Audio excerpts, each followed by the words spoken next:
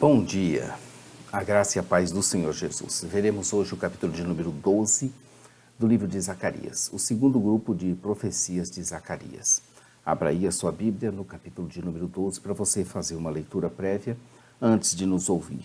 Sabendo que o livro de Zacarias é o 16º livro dos últimos 17 livros da Bíblia do Antigo Testamento, que são os livros proféticos, que se dividem em profetas maiores e profetas menores. Zacarias é um dos profetas menores.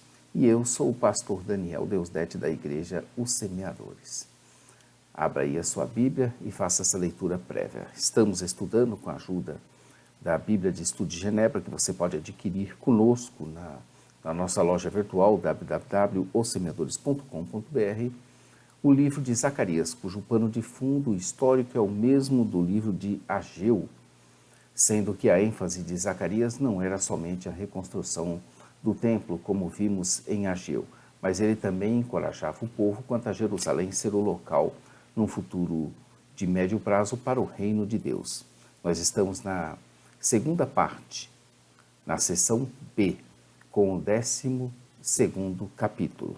Aproveite aí esse momento que você está fazendo a sua leitura, inscreva-se no nosso canal, clique no sininho para você fazer acompanhamento das nossas atualizações. Todos os dias temos um vídeo novo da Palavra de Deus.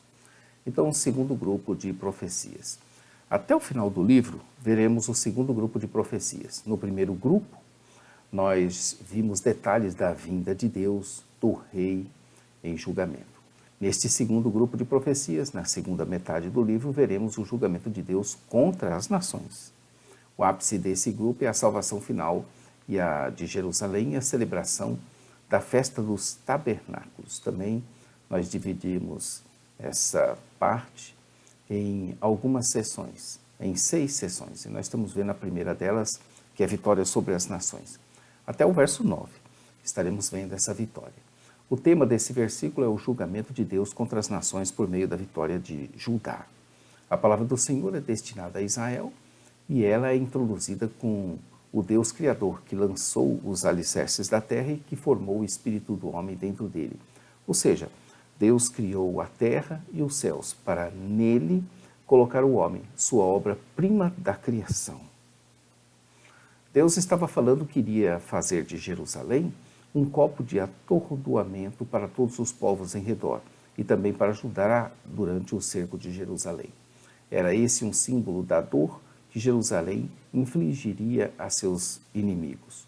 Outros profetas falaram da ira de Deus como um cálice, do qual as nações iriam beber. Jerusalém seria um copo de atordoamento e também uma pedra pesada naquele dia, verso 3. Essa frase, naquele dia, ocorre 16 vezes nos capítulos de 12 a 14. É uma referência abreviada para o dia do Senhor, expressão muito usada pelos profetas para descrever os momentos em que Deus intervém na história para derrotar os seus inimigos e abençoar o seu povo. Aqui o profeta tinha em mente o dia da grande batalha entre a comunidade restaurada e todas as nações do mundo. Por isso que Jerusalém seria uma pedra pesada. Essa frase faz um paralelo com o cálice de tontear do verso 2, Daniel 2, 45. Aqui o profeta trouxe a esperança aos que retornaram do exílio, de que as nações que atacassem Jerusalém seriam derrotadas em sua tentativa de destruir a cidade e seus habitantes. Houve alguma resistência por parte da comunidade restaurada inicial. Também houve a revolta dos macabeus contra os gregos, a qual foi bem sucedida, mas essa batalha final não aconteceria porque Israel permanecera totalmente insignificante aos olhos do mundo. Conforme estamos vendo, a expectativa dessa última batalha, portanto, foi lançada para o futuro. O Novo Testamento ensina que a Jerusalém reconstruída é um tipo de Jerusalém celestial, da qual vivemos hoje pela fé, e será no futuro a Jerusalém final dos novos céus e da nova terra. Ezequiel profetizou que a comunidade restaurada representaria tamanha ameaça às nações que elas fariam alianças e atacariam. Houve também alguma resistência nos primeiros dias de retorno do exílio, mas Judá, enfraquecida pelos pecados, ofereceu pouca resistência. Assim, a grande batalha foi adiada. Naqueles dias, os chefes de Judá seriam como um braseiro ardente debaixo da lenha e como um facho entre os gravetos que devorariam à direita e à esquerda todos os povos em redor. Essas são mais figuras do poder devorador da Judá liberada pelo filho fiel de Davi, Ageu 2, dos versos 22 e 23. Jerusalém seria assim habitada novamente no seu próprio lugar. Em contraste com as outras nações, o povo de Deus estaria seguro na cidade santa. O cuidado de Deus para com Jerusalém e Judá seria muito grande, a ponto de ele salvar primeiro as tendas de Judá para que a glória da casa de Davi e a glória dos habitantes de Jerusalém não se engrandecessem sobre Judá. Naqueles dias, a defesa do Senhor por eles seria tão enorme que o mais fraco seria como o gigante, Davi. E a junção deles, a união desses gigantes, formariam a casa de Davi, que seria como Deus, como o anjo do Senhor diante deles. A vitória do povo de Deus contra as nações seria tão definitiva que até mesmo o mais fraco lutaria como um grande guerreiro, como foi Davi. A casa de Davi, eles têm unidade, lutaria com Deus e como o anjo do Senhor. Seus membros destruiriam todas as nações que atacassem Jerusalém, como também enfrentariam e triunfariam sobre qualquer inimigo. A oferta que poderia ter início o processo da vitória de âmbito mundial para Jerusalém foi feita pelos profetas logo no início, desde os dias de Zorobabel. Confira Ageu 2, de 22 a 23. O triste foi que desprezaram o Senhor, e isso fez com que esse plano fosse adiado para ser apenas concluído com o Messias na igreja. O pranto sobre o passado. Dos versos 10 ao 14, veremos o pranto sobre o passado. A vitória de Judá sobre as nações que a atacassem após o exílio está colocada junto com a renovação espiritual do povo de Judá. A primeira não poderia ocorrer sem a última. Enquanto Deus iria destruir todas as nações opositoras sobre a casa de Davi e sobre os habitantes de Jerusalém, ele estaria derramando um espírito de graça e de súplicas, pedidos de graça pela graça de Deus, Atos 2:37. Provavelmente uma maneira de falar sobre o Espírito Santo, que é o graciosamente dado e produz a humildade no povo de Deus. Os profetas do Antigo Testamento enfatizaram que a renovação da aliança com Deus após o exílio, confira aí Jeremias 31, versos 31 a 33, acarretaria necessariamente uma renovação em seu espírito. Isso faria com que seus olhares estivessem postos no Senhor. Por isso que olharão para Ele, ou seja, como fonte de salvação. Muitas passagens do Evangelho de João falam da fé em termos de olhar. Zacarias 12 começa dizendo a palavra do Senhor acerca de Israel. Fala o Senhor o que estendeu o céu e que lançou os alicerces da terra, e que formou o espírito do homem dentro dele.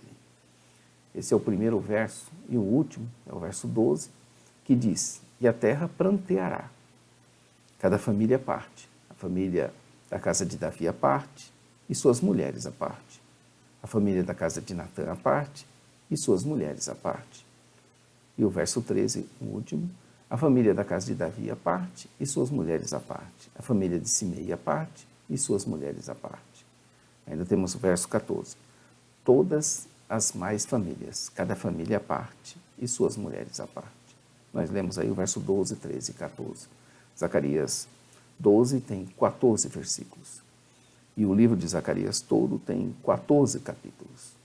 Aquele a quem eles estariam olhando seria aquele mesmo que eles transpassaram. A referência é a Deus, conforme derramarei, a quem os judeus haviam rejeitado no passado. João viu que essa passagem se cumpriu com a morte de Cristo. João 19:37, que também representou a pior rejeição de Israel com relação a Deus. Olharão para mim, aquele a quem transpassaram, e chorarão por ele, como quem chora a perda de um filho único. E lamentarão amargamente por ele como quem lamenta a perda do filho mais velho. Naquele dia, muitos chorarão em Jerusalém, como os que choram em Hadad-Rimon, no vale do Megido. Todo o país chorará, separadamente. Cada família com suas mulheres chorará. A família de Davi, a família de Natã, a família de Levi, a família de Simei e todas as demais famílias com as suas respectivas mulheres. E chorariam e se lamentariam como quem chora a perda de um unigênito ou do primogênito. A Bíblia de Estudo de Genebra nos lembra que o profeta indicou que quando o Espírito fosse derramado, o povo de Deus se arrependeria profundamente de suas rebeliões passadas, mas que também podemos ver a rejeição sendo expressa com toda a sua força na pessoa de seu único filho, o primogênito, que deu a vida por nós, os pecadores. Amanhã estaremos vendo o penúltimo capítulo do livro de Zacarias, que é o capítulo 13, Jesus, a fonte aberta de Zacarias. Inscreva-se aí no nosso canal, clica no sininho para você nos acompanhar todos os dias, atualização. E amanhã, especial, Jesus sendo a fonte aberta de Zacarias. Não perca isso. Amanhã. Curte aí, já se inscreve. Nosso blog site jamaisdesista.com.br, lá você vai encontrar toda a parte escrita. Entre lá, www.jamaisdesista.com.br. Nossa loja virtual, ossemeadores.com.br. Nosso programa de rádio, radio.ossemeadores.com.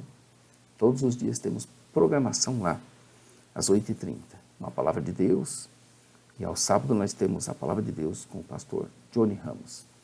Então, vamos aguardar amanhã Jesus, a fonte aberta de Zacarias. A todos um bom dia. Maranata, ora, ora, vem Senhor Jesus. Deus te abençoe, querido.